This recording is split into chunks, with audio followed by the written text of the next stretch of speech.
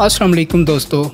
انگریز کے زمانے میں بطور مجسٹریٹ شہرت پانے والے قصور کے نواب محمد احمد خان قصوری نے اس وقت بہت شہرت پائی جب جنگ آزادی کے ایک ہیرو بھگت سنگھ کو جیل میں پھانسی دینے کے لیے کوئی مجسٹریٹ وہاں جانے کے لیے راضی نہیں تھا، کیونکہ جیل کے تمام قیدی مشتعل تھے۔ تاہم نواب محمد احمد خان نے یہ سرکاری ڈیوٹی سر انجام دی۔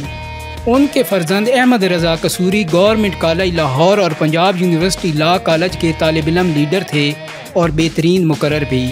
ذوالفقار علی بھٹو نے 1967 میں پیپلز پارٹی بنائی تو انہوں نے مغربی پاکستان کے تقریباً تمام اہم کالجوں اور یونیورسٹیوں کا دورہ کیا اور نوجوان نسل کو اپنا گرویدہ بنا لیا۔ اس وقت یونیورسٹیوں کی تعداد انگلیوں پر گنی جا سکتی تھی، لہٰذا 2-3 برس میں ہی ذوالفقار علی بھٹو نے تقریباً تمام یونیورسٹیوں میں 21 برس کے ان نوجوانوں سے اپنی ملاقات اور خطاب کا کام مکمل کر لیا، اور اسلامی جمعیت طلبہ کی مخالفت کے باوجود وہ 21 برس کے ان نوجوان ووٹروں کا اعتماد حاصل کرنے میں کامیاب ہو گئے۔ احمد رضا قصوری نے 1967 تک وکالت شروع کر دی تھی۔ وہ ذوالفقار علی بھٹو کے پرستاروں میں سے تھے۔ انہیں 1970 کے الیکشن میں پی کی ٹکٹ بھی ملی اور بطور ممبر قومی اسمبلی وہ بڑے مارجن کے ساتھ منتخب بھی ہو گئے۔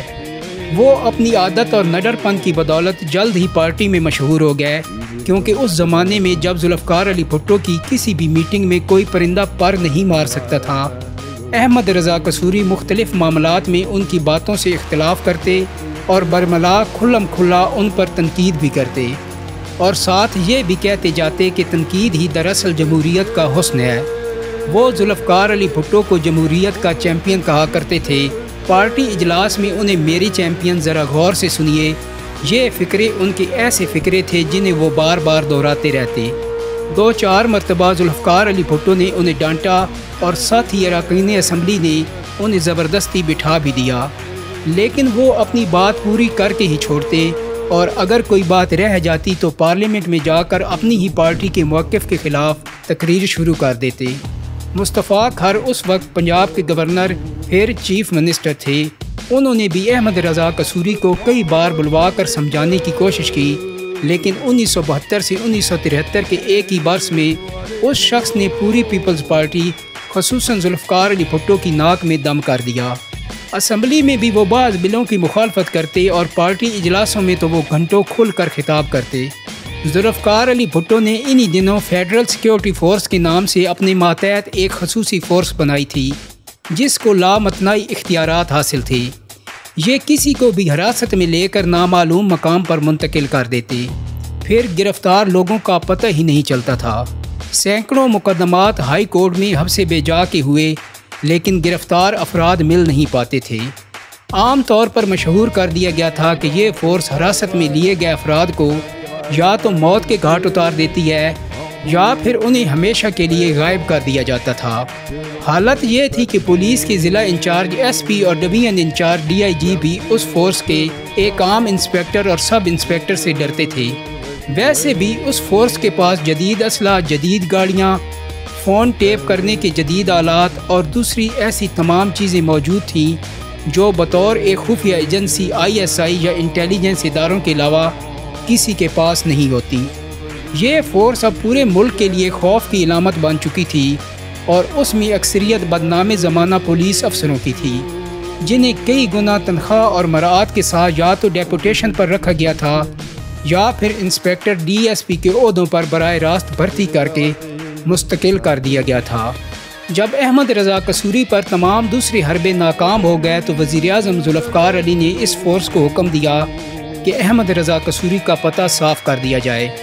چنانچہ یہ فورس اس MNA کے پیچھے لگ گئی، اس کی خفیہ نگرانی شروع کر دی گئی، اور ایک رات جب وہ اپنے والد، والدہ اور رشتہ داروں کے ہمراہ شادمان لاہور کے علاقے میں ہونے والی ایک شادی میں شرکت کرنے گیا تو FSF کی ایک گاڑی میں سوار کچھ لوگوں نے اس کا پیچھا کیا۔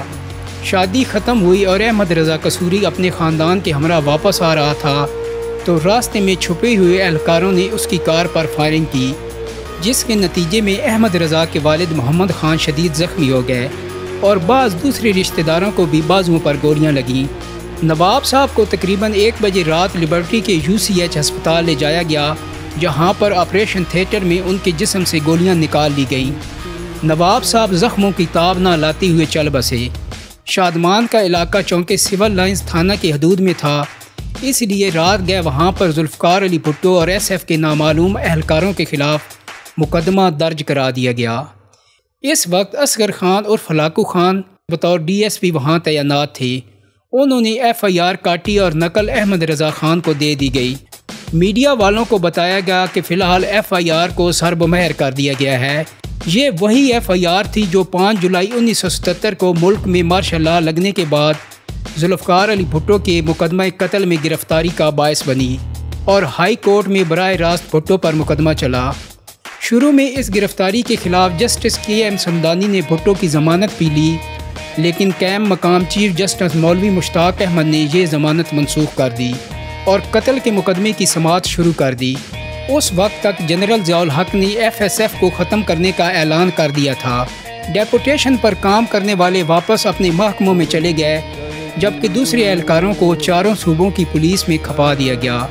ایف ایس ایف کے 5 اہلکاروں کو وعدہ معاف گواہ بنا لیا گیا تھا، چنانچہ انہوں نے ہائی کورٹ میں اپنے جرم کا اقبال کر لیا اور بتایا کہ انہوں نے ذوالفقار علی بھٹو کے حکم پر گولیاں چلائیں اور اسی کے نتیجے میں احمد رضا قصوری کے بجائے ان کے والد کی موت واقع ہو گئی۔